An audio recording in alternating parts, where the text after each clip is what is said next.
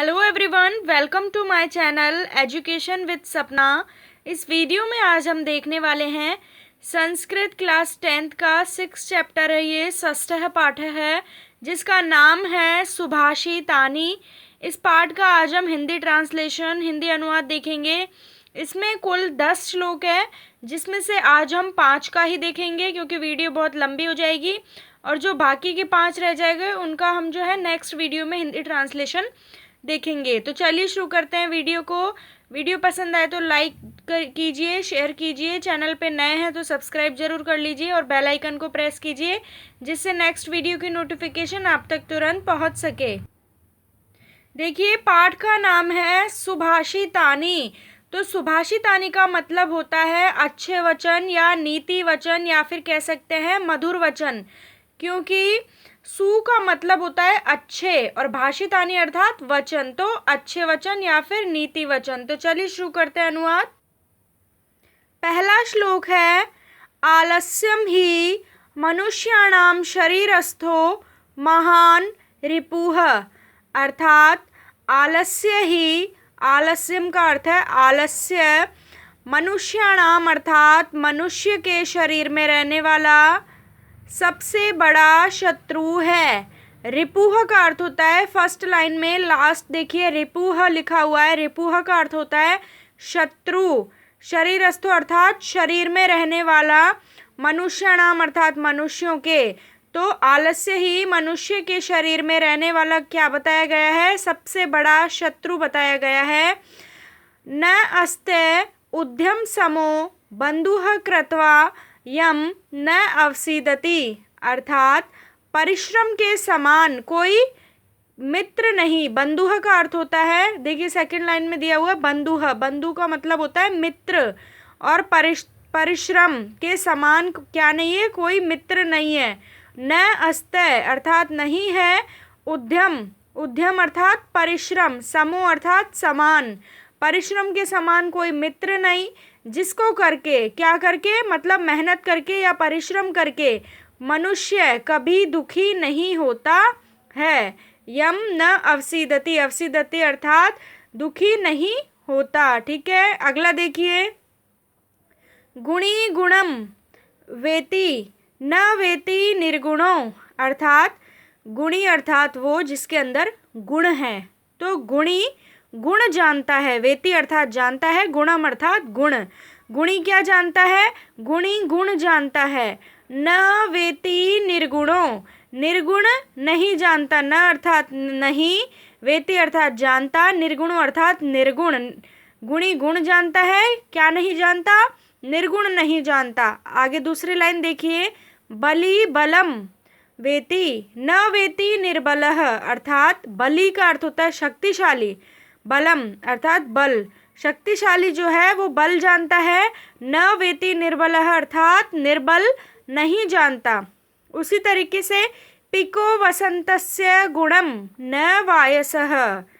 वसंत का जो गुण है, वसंतस्य गुणम का अर्थ है वसंत का गुण कौन जानता है?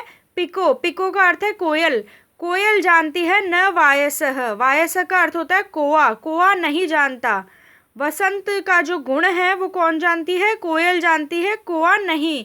करी च सिंहस्य बलम न मूषकः।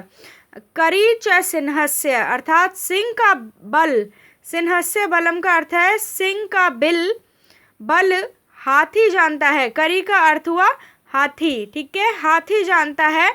न मूषकः चूहा नहीं, मूषक का अर्थ होता है चूहा और करी का अर्थ होता है हाथी।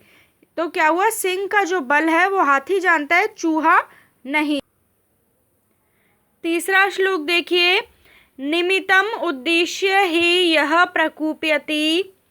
अर्थात जो किसी कारण को प्रयोजन कर अधिक क्रोध करता है। निमित्तम, निमित्तम का अर्थ हुआ कोई किसी कारण को, तो किसी कारण को प्रयोजन कर, उद्देश्य का अर्थ है प्रयोजन कर, अधिक क्रोध करता है। यह प्रकूप्यति अर्थात अधिक क्रोध करता है, मतलब किसी रीजन से कोई जो है अधिक जो है क्रोध करता है, वह उसकी समाप्ति पर प्रसन्न होता है। ध्रुवम स तस्य अपगमे प्रसीदति। प्रसीदति का अर्थ होता है प्रसन्न होता है उसकी समाप्ति पर। किसकी समाप्ति पर? जिस कारण से मनुष्य क्रोध करता है, अगर वो चीज़ उसको मिल जाए तो वो जो है प्रसन्न होता है।